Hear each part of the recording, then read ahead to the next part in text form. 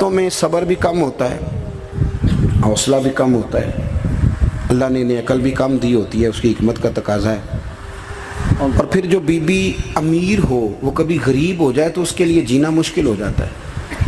غریب آدمی امیر ہو جائے تو گزارا ہو جاتا ہے، اور خدا نہ خواستہ امیر اگر غریب ہو جائے مشکل ہوتی ہے۔ سیدہ طیبہ طاہرہ حضرت ختیجہ الکبریٰ رضی اللہ تعالیٰ عنہ مکے کی ملکہ تھیں۔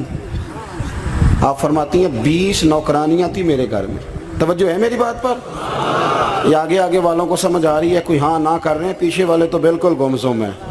بھائی دوستو توجہ کرنا میری بات پر۔ مکے کی ملکہ 20 عورتیں کام کرنے والی، فرماتی ہیں کبھی پانی کا گلاس بھی اٹھ کے نہیں پیا تھا۔ اللہ۔ پھر اسی بی بی نے حضور کی غلامی اختیار کی، پھر کلمہ پڑھا۔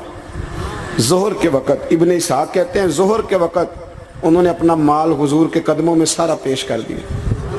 عصر سے پہلے پہلے میرے نبی نے ہر چیز اللہ کے رستے میں تقسیم کر دی۔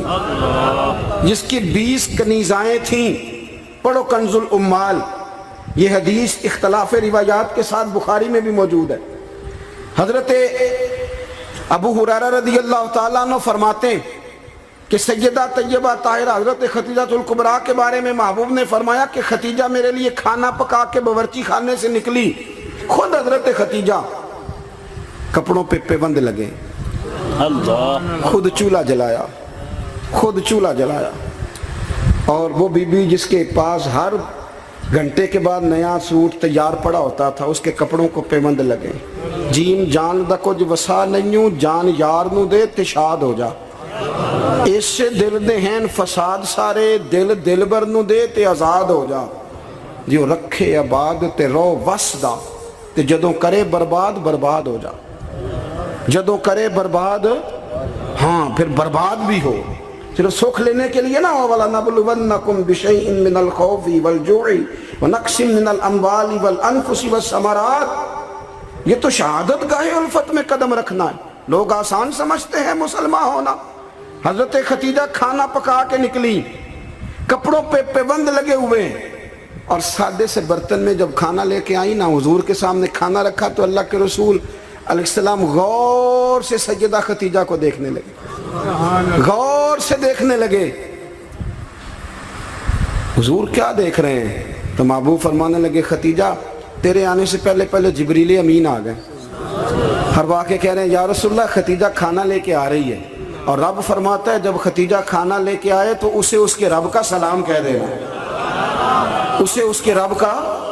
ہاں بھائی جب قربانی آپ دیتے ہیں، قربانی اس وقت جو اعزاز ہوتا ہے وہ بدل جاتا ہے۔ حضرت ختیجہ نے قربانی دی، نبی پاک کی 4 بیٹیوں نے قربانی دی۔ حضور کی کتنی بیٹیاں؟ بول کے بتاؤ، بول کے جی، یہاں بڑے دس دے کیوں نہیں جی، کنیاں نے؟ اللہ آپ کو خوش رکھے۔ 4 بیٹیاں حضور کی۔ یہاں بڑے بڑے لوگ، اب نہ لوگ عمروں کا حساب کرنے لگ گئے۔ مجھے ایک صاحب کہنے لگا جی ایک بندہ کہہ رہا عمر اتنی بنتی ہے تو اتنی بنتی ہے تو 4 کیسے ہو گئی؟ میں نے کہا دین کاؤنٹنگ سے نہیں ہوتا، دین اللہ رسول کے فرمان کا نام ہے۔ وہ کاؤنٹ کرنے سے دین نہیں بنتا بھائی۔ خود رسول کریم نے فرمایا یہ میری بیٹیاں۔ کب؟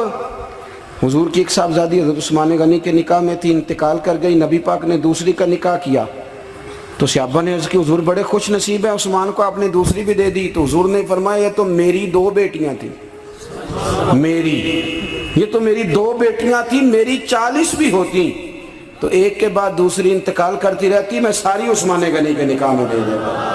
نور کی سرکار سے پایا دوشالہ نور کا، ہو مبارک تجھ کو ذوالنورین جوڑا نور کا۔ تو نبی کریم علیہ السلام کی 4 بیٹیوں نے، پتہ ہے آپ کو 2 بیٹیاں ابو لہب کے 2 بیٹوں سے بیائی گئی تھی۔ وہ جتنا لوگ بلیک میل کر سکتے ہیں نا، ایک تکلیف ہوتی ہے جسمانی، ایک نفسیاتی ہوتی ہے، کسی کو تنگ کرنا، اذیت دینا، بچوں کی طرف سے، ماں باپ کی طرف سے، وہ جو نفسیاتی تکلیف ہوتی ہے وہ آدمی کو بڑا کمزور کر دیتا۔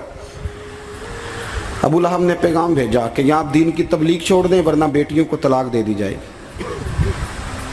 یہ جو دکھ ہوتے ہیں نا نفسیاتی ذہنی، یہ کرب ہوتے ہیں، یہ سہانے روح بنتے ہیں۔ ابھی نکاح ہوا تھا، رخصتی نہیں ہوئی تھی، یہاں آپ تبلیغ چھوڑیں یا طلاق دے دی جائے گی، میرے حبیب کریم نے فرمایا جو تیرا دل میں آئے کر، لیکن میں پیغام دین لے کے آیا ہوں تو یہ پیغام میں دیتا ہی رہوں گا۔ ان شہزادیوں نے قربانی دی، اصرار کیا، انہوں نے قربانی دی، طلاقیں مل گئی۔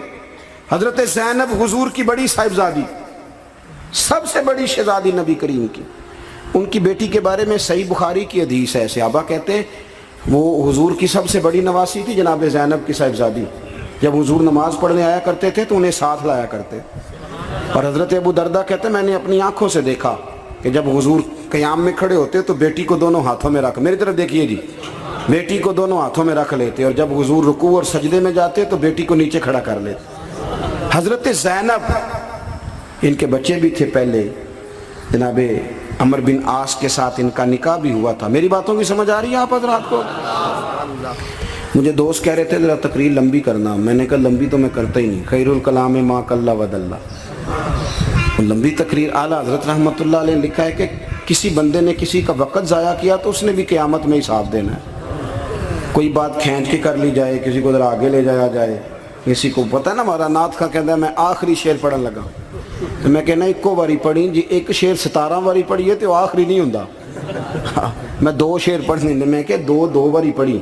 اب ایک اور بیماری بھی لگی ہے، ایک جگہ میں حاضر تھا تو کہنے لگے حضرت صاحب میں تو انواج ایک نواں کلام سنانا ہے، میں کہ تو مہربانی کر کے مینوں کو پرانا ہی سنائی، اے نویں باج سوارے بھی کرنے پیندے نے، پرانا سنا، کوئی پیر میر علی شاہ صاحب کا سنا، اعلیٰ حضرت بریلوی کا سنا، مولانا حسن رضا کی کوئی بات سنا، یہ کیا بات ہوئی؟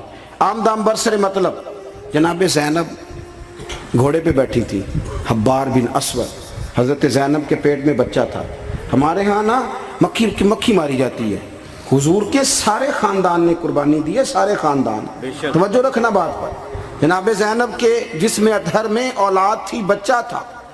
حبار بن اسود نے نا وہ بیٹھی تھی گھوڑے پہ تو نیزہ مارا، گھوڑے پر یا اونٹ پر، گھوڑے کو نیزہ مارا، گھوڑا تیز دوڑا، جناب زینب گھوڑے سے گر گئی، ان کے پیٹ میں بچہ تھا، ضائع ہو گیا۔ پھر وہ کافی دیر علیل رہیں، اسی بیماری سے ان کا وصال ہوا، وہ شہید ہوئی۔ بڑی تکلیف ہوئی نبی کریم کو، بڑی تکلیف۔ فتح مکہ کے موقع پر نا حبار بن اسود کلمہ پڑھنے آیا، سیرت ابن حشام والے کہتے ہیں جب وہ آیا تو اس نے چہرے پہ کپڑا رکھا ہوا ہے، نبی کریم علیہ السلام کی بارگاہ میں حاضر ہوا تو حاضر ہو کے نا عرض کرنے لگا یا رسول اللہ صلی اللہ علیہ وسلم کو بہت بڑا دشمن بھی آئے تو معاف کر دیتے ہو؟ حضور خاموش ہیں، گردن جھکی۔ پھر کہنے لگا بہت بڑا دشمن بھی آئے تو معاف کر دیتے ہو؟ حضور خاموش ہیں۔ تیسری دفعہ اس نے چہرے پہ نقاب ڈالا تھا نا، حضور بڑا دشمن بھی آئے کلمہ پڑھے تو معافی ہے؟ حضور نے چہرہ اٹھایا تو آنکھوں میں آنسو تھے۔ حضور فرمانے لگے حبار یہ چہرے سے کپڑا ہٹا، بیٹیاں بھولا نہیں کرتی، تو کلمہ پڑھ میں تجھے بھی معاف کرنے کو تیار۔ بیٹیاں بھولا نہیں کرتی، تو پڑھ کلمہ۔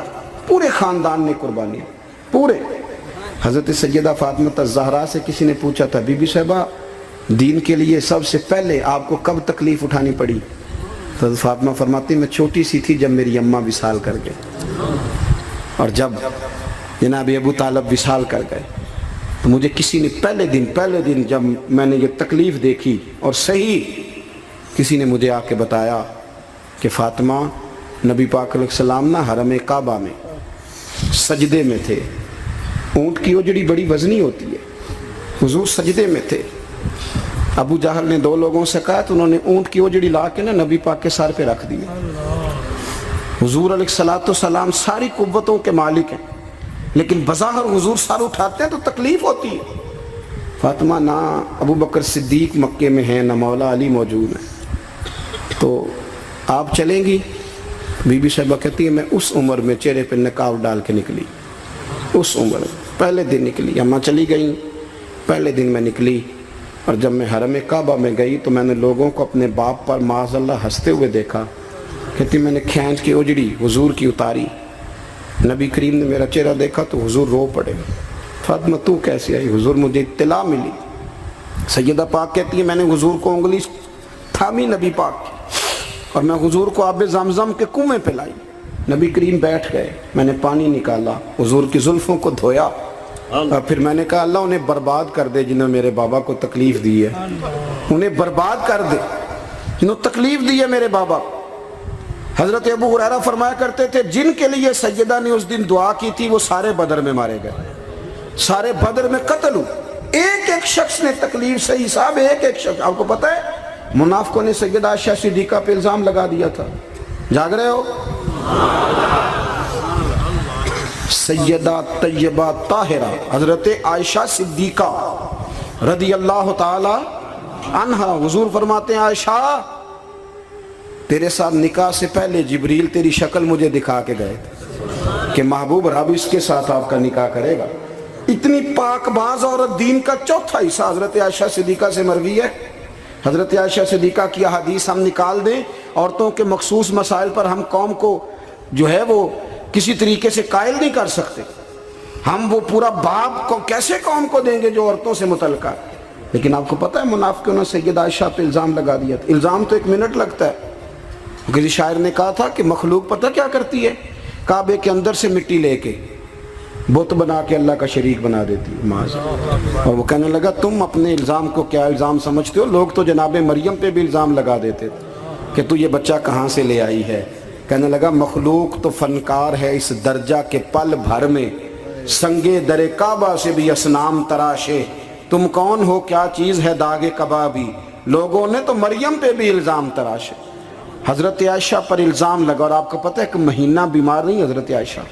نبی کریم کی آنکھوں میں اتنے آنسو آئے کہ مولا علی کہتے ہیں داڑھی بھر گئی.